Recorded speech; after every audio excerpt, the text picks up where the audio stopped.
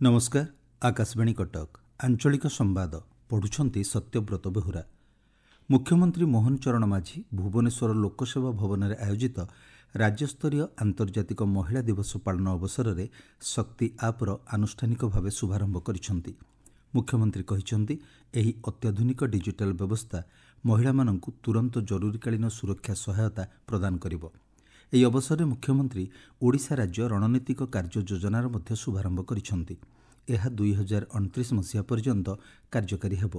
ରାଜ୍ୟରେ ବାଲ୍ୟ ବିବାହ ରୋକିବାରେ ଏହି ଯୋଜନା ଗୁରୁତ୍ୱପୂର୍ଣ୍ଣ ସାବ୍ୟସ୍ତ ହେବ ବୋଲି ମୁଖ୍ୟମନ୍ତ୍ରୀ ଆଶାବ୍ୟକ୍ତ କରିଛନ୍ତି। କଳାଧନ ଠାବ କରିବା ସମ୍ପର୍କିତ ମାମଲାର ତ୍ୱରିତ ଶୁଣାଣି ଉପରେ ତଦନ୍ତକାରୀ ସଂସ୍ଥା ପଦକ୍ଷେପ ନେବାକୁ ଏସ୍ଆଇଟି ବୈଠକରେ ଗୁରୁତ୍ୱାରୋପ କରାଯାଇଛି।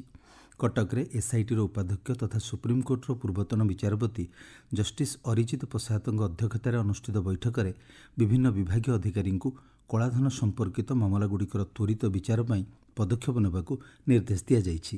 ଏ ସମ୍ପର୍କରେ ଜଷ୍ଟିସ୍ ପ୍ରସାଦ କହିଛନ୍ତି, ଗଭର୍ଣ୍ଣମେଣ୍ଟ ଗୋଟେ ଏଜେନ୍ସି ତିଆରି କରୁଛି ଯେଉଁଥିରେ କୋର୍ଡିନେସନ୍ ସବୁ ହେବ ଡିପାର୍ଟମେଣ୍ଟ ଡିଫରେଣ୍ଟ ଅଥରିଟିଙ୍କର।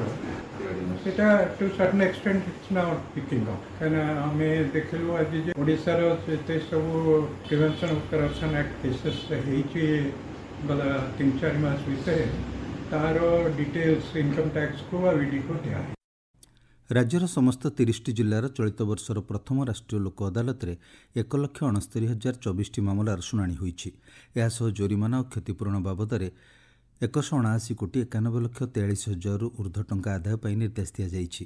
ଓଡ଼ିଶା ରାଜ୍ୟ ଆଇନ ସେବା ପ୍ରାଧିକରଣର କାର୍ଯ୍ୟନିର୍ବାହୀ ଅଧ୍ୟକ୍ଷ ତଥା ହାଇକୋର୍ଟର କାର୍ଯ୍ୟକାରୀ ମୁଖ୍ୟ ବିଚାରପତି ଜଷ୍ଟିସ୍ ଅରବିନ୍ଦ ସିହ୍ନାଙ୍କ ଅଧ୍ୟକ୍ଷତାରେ ଏହି ଲୋକ ଅଦାଲତ ଅନୁଷ୍ଠିତ ହୋଇଥିଲା। ଏଥିରେ ଉଭୟ ବିଚାରାଧୀନ ଓ ପ୍ରାକ୍ ମକଦ୍ଦମା ସ୍ତରୀୟ ମାମଲାର ଫଇସଲା କରାଯାଇଛି। କେନ୍ଦ୍ରାପଡ଼ା ଜିଲ୍ଲାରେ ଲୋକ ଅଦାଲତରେ 181ଟି ପଞ୍ଜୀକୃତ ମାମଲା ମଧ୍ୟରୁ 34ଟିର ସମାଧାନ ହୋଇଥିବା ଜଣାପଡ଼ିଛି। ଭୁବନେଶ୍ୱର ନୂଆ ରେଳ ଷ୍ଟେସନରୁ 3ଟି ଏକ୍ସପ୍ରେସ୍ ଟ୍ରେନ୍ ଚଳାଚଳ ଆରମ୍ଭ କରିଥିବାରୁ ମୁଖ୍ୟମନ୍ତ୍ରୀ ମୋହନ ଚରଣ ମାଝୀ ରେଳମନ୍ତ୍ରୀ ଅଶ୍ୱିନୀ ବୈଷ୍ଣବଙ୍କୁ ଧନ୍ୟବାଦ ଜଣାଇଛନ୍ତି। କୋଣାର୍କ ଏକ୍ସପ୍ରେସ୍, ବିଶାଖା ଏକ୍ସପ୍ରେସ୍ ଏବଂ ଇଣ୍ଟରସିଟି ଏକ୍ସପ୍ରେସ୍ ନୂଆ ରେଳ ଷ୍ଟେସନରୁ ଚାଲିବା ଦ୍ୱାରା ଉତ୍ତର ଭୁବନେଶ୍ୱରର ବାସିନ୍ଦାଙ୍କ ସମେତ ଛାତ୍ରଛାତ୍ରୀ ଓ ରୋଗୀମାନଙ୍କୁ ବିଶେଷ ଭାବେ ସହାୟକ ହେବ ବୋଲି ସେ କହିଛନ୍ତି। ଅମୃତ ଷ୍ଟେସନ ଯୋଜନାରେ ଭୁବନେଶ୍ୱର ନୂଆ ଷ୍ଟେସନ ଏକ ଆଧୁନିକ ଯାତ୍ରୀ ହବ୍ରେ ପରିଣତ ହେବ ବୋଲି ମୁଖ୍ୟମନ୍ତ୍ରୀ ଆଶା ପ୍ରକାଶ କରିଛନ୍ତି। ମୁଖ୍ୟମନ୍ତ୍ରୀଙ୍କ ଜନ ଅଭିଯୋଗ ଶୁଣାଣି ଆସନ୍ତାକାଲି ବନ୍ଦ ରହିବ। ସପ୍ତଦଶ ବିଧାନସଭାର ତୃତୀୟ ଅଧିବେଶନ ବଳବତ୍ତର ଥିବାରୁ ଆସନ୍ତାକାଲି ଭୁବନେଶ୍ୱର ୟୁନିଟ୍ 5 ସ୍ଥିତ ମୁଖ୍ୟମନ୍ତ୍ରୀଙ୍କ ଅଭିଯୋଗ ପ୍ରକୋଷ୍ଠଠାରେ ଜନ ଅଭିଯୋଗ ଶୁଣାଣି ହେବ ନାହିଁ ବୋଲି ସାଧାରଣ ପ୍ରଶାସନ ଓ ଅଭିଯୋଗ ବିଭାଗ ପକ୍ଷରୁ ସୂଚନା ଦିଆଯାଇଛି।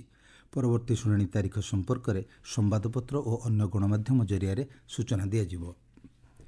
ରାଜ୍ୟରେ ଆସନ୍ତା ରବି ଋତୁ ପାଇଁ ମେ ମାସ ପହିଲାରୁ ଧାନ କିଣା ପ୍ରକ୍ରିୟା ଆରମ୍ଭ ହେବ। ଖାଦ୍ୟ ଯୋଗାଣ ଓ ଖାଉଟି କଲ୍ୟାଣ ମନ୍ତ୍ରୀ କୃଷ୍ଣଚନ୍ଦ୍ର ପାତ୍ର ଗତକାଲି ଲୋକସେବା ଭବନରେ ବିଭାଗୀୟ ସମୀକ୍ଷା ବୈଠକରେ ଯୋଗଦେଇ ଏପର୍ଯ୍ୟନ୍ତ 15,65,000 ଚାଷୀଙ୍କଠାରୁ 70 ଲକ୍ଷ ମେଟ୍ରିକ୍ ଟନ୍ ଧାନ କ୍ରୟ କରାଯାଇଥିବା କହିଛନ୍ତି। ସମୀକ୍ଷା ବୈଠକରୁ ଏପର୍ଯ୍ୟନ୍ତ 92% ହିତାଧିକାରୀଙ୍କ ଇକେୱାଇସି ପ୍ରକ୍ରିୟା ଶେଷ ହୋଇଥିବା ଜଣାପଡ଼ିଛି।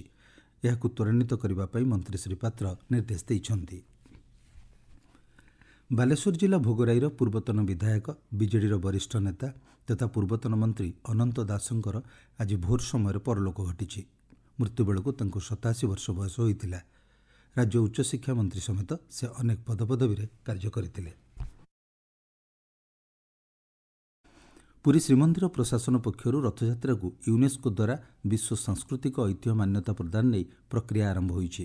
ଏଥିପାଇଁ ଖୁବ୍ ଶୀଘ୍ର ନାମାଙ୍କନ ପତ୍ର ଦାଖଲ କରାଯିବ ବୋଲି ଶ୍ରୀମନ୍ଦିର ପ୍ରଶାସନ ପକ୍ଷରୁ ସୂଚନା ମିଳିଛି। ଏହି ପ୍ରସଙ୍ଗରେ ଶ୍ରୀମନ୍ଦିର ମୁଖ୍ୟ ପ୍ରଶାସକ ଡକ୍ଟର ଅରବିନ୍ଦ ପାଢ଼ୀ କେନ୍ଦ୍ର ସଂସ୍କୃତି ମନ୍ତ୍ରଣାଳୟର ବରିଷ୍ଠ ଅଧିକାରୀମାନଙ୍କ ସହ ଆଲୋଚନା କରିଛନ୍ତି। ରାଜ୍ୟରେ ସ୍ନାତକୋତ୍ତର ପାଠ୍ୟକ୍ରମରେ ନାମଲେଖା ପାଇଁ ଏକକ ପିଜି ପ୍ରବେଶିକା ପରୀକ୍ଷା ସିପେଟ୍ ଲାଗି ଆସନ୍ତାକାଲିଠାରୁ ଆବେଦନ ପ୍ରକ୍ରିୟା ଆରମ୍ଭ ହେବ। 116ଟି ଶିକ୍ଷାନୁଷ୍ଠାନର 12,981ଟି ଆସନ ନିମନ୍ତେ ସାମ୍ସ ଜରିଆରେ ଆବେଦନ ହେବ। ଆବେଦନର ଶେଷ ତାରିଖ ମାର୍ଚ୍ଚ 28 ତାରିଖ ଥିବାବେଳେ ମେ 4ରୁ 18 ତାରିଖ ମଧ୍ୟରେ ପ୍ରବେଶିକା ପରୀକ୍ଷା ଅନୁଷ୍ଠିତ ହେବ। ରାଜ୍ୟରେ ତାପମାତ୍ରା ବୃଦ୍ଧି ପାଇବାରେ ଲାଗିଛି। ଗତକାଲି ବୌଦ୍ଧରେ ସର୍ବାଧିକ ତାପମାତ୍ରା 38 ଡିଗ୍ରୀ ସେଲ୍ସିୟସ୍ ରେକର୍ଡ କରାଯାଇଥିବା ଭୁବନେଶ୍ୱରସ୍ଥିତ ଆଞ୍ଚଳିକ ପାଣିପାଗ କେନ୍ଦ୍ର ପକ୍ଷରୁ ସୂଚନା ଦିଆଯାଇଛି। ପଶ୍ଚିମା ବାୟୁ ପ୍ରଭାବରେ ରାଜ୍ୟରେ ଶୀତର ପ୍ରଭାବ ହ୍ରାସ ପାଇବା ସହ ପ୍ରବଳ ଗରମ ଅନୁଭୂତ ହେବା ନେଇ ଅନୁମାନ କରାଯାଇଛି। ଆସନ୍ତା 4ରୁ 5 ଦିନ ମଧ୍ୟରେ ତାପମାତ୍ରାରେ ବିଶେଷ ପରିବର୍ତ୍ତନ ହେବାର ସମ୍ଭାବନା ନାହିଁ। ଆଞ୍ଚଳିକ ସମ୍ବାଦ ବର୍ତ୍ତମାନ ପାଇଁ ଏତିକି। ପରବର୍ତ୍ତୀ ଆଞ୍ଚଳିକ ସମ୍ବାଦ ଶୁଣିପାରିବେ ଅପରାହ୍ନ 2ଟା 32 ମିନିଟ୍ରେ।